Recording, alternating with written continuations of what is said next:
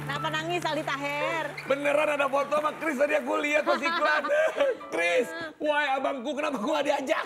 Gak boleh gitu ya. Aku sampai bilang temen aku, ini Kak Aldi gak ada apa yang gak nonton. Ternyata dia malah bikin panggungan sendiri hari ini. Dia emang gak nonton nih. Aku mau nonton Kak, aku diajak sama panitia. Ayo datang gini. Aku ada IO yang ngajak manggung juga JCC sebelahnya. Kan abang ade manggung Kita bareng. pahami lah butuh itu. BU. Butuh uang buat beli popok ya. Bukan cuma Chris yang butuh nyair ya. Lanjut, Cila, fitnah atau fakta? Lagu baru ciptaan kamu yang berjudul Kecelakaan Hati. Itu diambil dari kisah nyata tentang kamu yang di friendzonin sama Rebong. Fitnah atau fakta? Apa? Siapa yang nyusahin Rebong? Bukan. Fitnah, bukan Rebong orangnya. Oh tapi emang bener di Emang friendzonin? bener di friendzonin. Tapi bukan sama Rebong? Bukan sama Rebong. Sama Rebong gak pernah pacaran. Nah, iya, karena kamu kan dijodoh-jodohin kalau di... Dijodoh-jodohin ya. dari Dear Stranger kan. Iya. Itu pertanyaan friendzone tuh apa sih? Gak tahu ya friendzone apa sih? Jadi friendzone itu Paham, ketika udah ketika ada sepasang dua sejoli Laki gitu, perempuan laki gitu. dan perempuan, terus dia berada di satu zona pertemanan gitu Kak. Tapi mesra. Oh, saya taunya Kizuna Gitu. soalnya. Tergantung, ada yang biasanya Taunya Kizuna. biasanya ada yang misalnya aku nganggep Kaldi temen doang, ternyata Kaldinya udah ngarep ada. Ah. Ada yang emang dua-duanya PHP. kayak bukan, jadi sebenarnya kita tuh temen. Ah, udah aku bikin Ada yang bikin film. dua-duanya kayaknya baper juga. Ada yang kayak dua-dua baper. Nah kalau di kasus aku tuh bapernya ganti-gantian. Oh. Jadi awalnya dia Iya. yang kayak kecewa karena disakitin cewek. Heeh. Terus aku kayak membuka pintu. Heeh. Terus ternyata dia ngaku sebenarnya sama dia suka sama aku. Heeh. Aku jalanin dong. Heeh. Setelah aku jalanin, aduh kayak gue gak suka sama dia deh. Dia sahabat gue doang nih. Oh, Soalnya ini bukan cinta, ini cuma nyaman jiwa. UCL. Cinta lah gitu. Tetap gak ngerti Kak. Udah lah kamu ngapain juga ngerti orang kamu udah punya istri, kamu gak perlu friendzone-friendzonean. Aku akan bikin film Friendzone judulnya. Yang main Rebong dan dia. Ya jangan dong. Ini jadi ibunya Rebong. Fitnah atau fakta Aldi Taher? Kalau mending kamu jawab ini aja. Kamu pernah kabur dari penonton yang minta foto karena kamu takut dicium fans nenek-nenek. Fitnah atau fakta? Justru malah saya cium balik nenek-neneknya.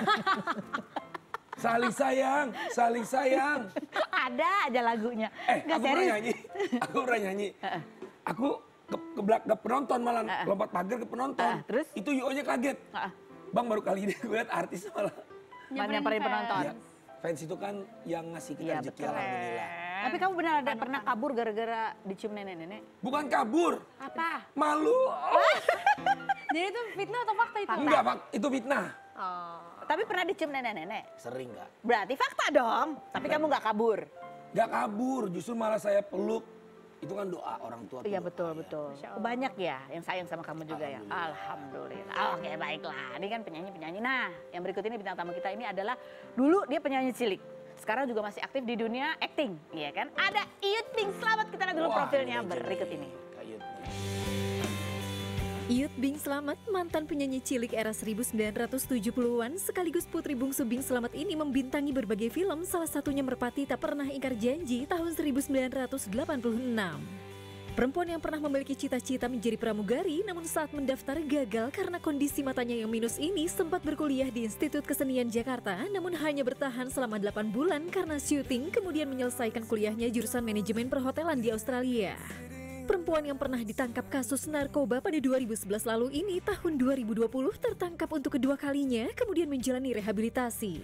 26 Desember kemarin ia memposting foto bersama kakaknya Adi Bing Slamet dengan mendoakan agar segera membaik yang sebelumnya pernah mengidap penyakit jantung pada 2010 lalu. Seperti apa kehidupan Iyut setelah tersandung kasus narkoba? Dan seperti apa kondisi sang kakak Adi Bing Slamet yang sedang sakit? Saksikan kisah selengkapnya hanya di Rumpi No Secret. Baik, kita sudah bersama dengan Iyut Bing Slamet. Halo, apa kabar? Nah, ini kita mau lihat dulu ada kompilasi lagu-lagu yang pernah dinyanyikan Iyut Bing Slamet ya. Ada yang sendiri, ada yang berdua sama abangnya. Ya, Selalu itu Adi Bing Slamet. Coba kita lihat yang berikut. Ku datang lagi dan ku coba lagi meraih prestasi.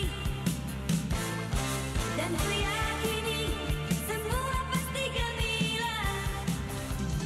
Bangun pagi langsung cuap-cuap, intercom itu sarapannya.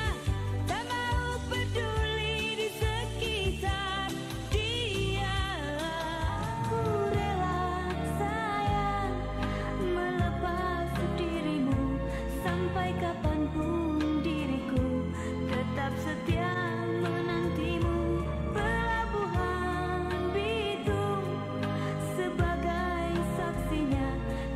cintaku pada dirimu seteguh bara. Ya ampun, itu masih SMP ya. Lihat Adwin Slamet ya kumisnya. Ini ada foto metamorfosanya juga, kita lihat. Dari ya, itu Adwin Slamet nih. Ira itu, Ira. Oh Ira, Maya Sofa ya. Tapi kan dulu katanya pernah cita-cita itu adalah jadi pramugari kalau nggak jadi arsitek. Dulu bener katanya orang tua nggak nyaranin untuk terjun ke dunia hiburan juga. Papa sebenarnya. Padahal papa itu kan ya maksudnya Papa aktor bilang besar pokoknya ya. kamu mau nikah sama orang bule, orang apa, orang Chinese asal masuk Islam. Itu pertama. Nah, Kedua, itu pokoknya nggak boleh jadi artis. nggak boleh. Biar papa aja yang kerja. Oh, biar papa aja yang kerja. Oke. Terus Gitu. kan alasannya cuma itu karena papa aja yang kerja gitu. Iya, pokoknya dia kayak kepengen anaknya ya jadi ya mungkin ya bertitel ya apa, tapi ya that's life That's gimana. life ya. Papa meninggal pada saat kamu masih umur 5 tahun waktu 5 itu. tahun. 5 tahun. Ada yang masih kamu ingat nggak dulu? Memori-memori waktu sama Ya papa? banyak ya aku sih mungkin karena paling kecil jadi antara inget dan enggak. Jadi kan cuman aku selalu inget tuh kan aku mama sama papa sama adik kan tidur berempat. Jadi setiap papa pulang tuh malam terus kan kita tuh jarang ketemu papa. Jadi pagi tuh jam 6 dia udah pergi kerja terus malam tuh pulang setengah 12 jam 11. Dia tidur dulu nanti pas udah papa pulang tuh pasti kita sebentar papa sih main gitar. Pasti main gitar dulu berapa menit lah baru tidur. Itu ya jarang paling ketemu acara keluarga gitu kayak ke Serang atau ke Bogor kan masih ada mbah. Baru itu quality time ya. Oke. Nah akhirnya kan jadi penyanyi juga, main sinetron juga. Itu emang karena emang akhirnya suka dengan dunia itu atau? Sebetulnya sih awalnya kalau nyanyi itu kan dulu kan aku kan rumah sendiri ya kan sekolah. Aku sama adik sekolahnya kan sama gitu kan. Jadi ya ngantar adik rekaman aku sama mama nungguin kan di studio diam itu kan ngantuk gitu kan. Terus Om Idisut nawarin mau nyanyi nggak mau gitu kan ya. Udah coba aja nggak bisa nyanyi. Memang aku sebenarnya bukan di bidangnya tuh emang nggak ada kepikiran keartisan gitu Nggak ada keartisan. Aku suka gambar, suka nulis, suka apa, tapi memang nggak ada jiwa artis itu nggak ada itu. Kan dulu sempat kuliah juga di IKJ waktu itu ya, ambil jurusan Iya, apa? sinematografi. Sinematografi. Kalau aku lulus ya aku jadi director. Cuma 8 bulan karena nggak enak sering nggak masuk. Jadi aku pernah ditegur sama ada dosen, tapi dia masih ini juga, masih murid juga. Cuman kata-katanya nggak mengenakan. Apa? Kenapa? Karena kamu dianggap sombong anak artis. Gitu. Iya, dia bilang gitu. Maksudnya mentang-mentang. Gitu. Iya, maksudnya coba lu yang paling ujung tuh anaknya artis itu. Aku bilang kenapa gini-gini. Aku pas pelajaran slide. Terus dia bilang kenapa? Sorry ya, lo nggak bisa ikut pelajaran gue. Aku marah-marah, sorry ya gue nggak bayar sama lu, gue bayar sama sekolah ini. Aku keluar, memang aku sering dekan aku sih baik gitu kan. Pak Mariana juga dia bilang benar kamu mau sekolah sini, ntar main-main. Enggak Pak, bener Pak, saya mau masih murah lagi tuh sinematografi masih murah. Sekarang udah berapa puluh juta. Nyesel nggak waktu itu keluar? Nyesel nggak? Iya ada nyeselnya karena aku memang suka foto gitu, suka motret lah gitu kan, gitu. Oke. Jadi ini kalau sekarang kalau misalnya mau menjalani lagi sesuatu yang baru gitu, yang passion kamu ada nggak keinginan itu? Kayaknya rencana pengen kemarin sempat mau bikin acara, kita mau join sama ada bikin IO, bikin acara tentang papa. Tapi karena mau pilpres, terus lagi kebetulan mau liburan, jadi waktunya mepet. Oke, sekarang kita describe foto nih berikut ini ya. Kita lihat fotonya. Oh, ini papa dan mama ya? Mama.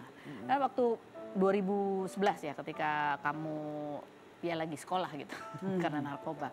Kamu bilang bahwa mama itu adalah orang yang mendampingi kamu banget, selalu menjenguk kamu gitu. Ya, cuman mama doang. Cuman mama doang? Ya sampai ada lah mau gak enak. Ih kesian deh katanya adek. Adek nggak dianggap sialan. Kenapa sih gue? Ya karena mama yang rajin setiap 3 hari sekali mama membesuk. Yang lain-lain kakak-kakak kamu? No. Kenapa? Mereka marah? Ya marah, tapi kadang-kadang ada. Ini aku jujur ya, aku bilang ada sih bukan kekeselan sih. Maksudnya ini kan boleh dibilang masalah aku terbesar dalam hidup ya. Maksudnya bukan masalah aku ribut apa-apa gitu kan, tapi ya I need Seseorang. like what my brother or my sister loves, care or sampai how besarnya mereka gitu. Aku sebenarnya need that gitu kan, tapi ya udahlah aku sih jalanin aja. Cuman aku cuman tahu mungkin mereka bukan di sisi jeleknya karena mereka kayak Adi Uci kan memang kalau saya takutnya nanti di Media di sono. enggak, karena memang banyak yang pada ngikutin foto apa gitu banyak kalau misalkan besok gitu kan, sampai aku bilang kesian dan adik yang terlantar. Itu salah satu momen-momen yang berat juga di dalam hidup kamu. Iya. 2020 ketika ya kamu terjerat kasus narkoba lagi kan mama sudah nggak ada. Nah, itu gimana itu? Itu sebenarnya aku udah ungkapin semua di waktu yang acaranya Debbie. Karena itu sebenarnya aku nggak ngerti itu kesalahan aku di mana karena no proof ya. Dan lagi mereka tidak izin masuk ke rumah aku dan tanpa surat penangkapan. Nah itu yang perlu tahu. Terus lagi dan mereka bikin surat penangkapan itu dengan spidol merah, dengan kertas sobekan lah. Terus tidak sampai dia beli materai, suruh orang. Oke. Kalau aku sebenarnya ada yang foto atau gimana, aku bisa angkat kebalik. Oke, baik. Tapi Sampai aku di BAP 5 kali BAP. Sobek, aku bilang salahnya di mana?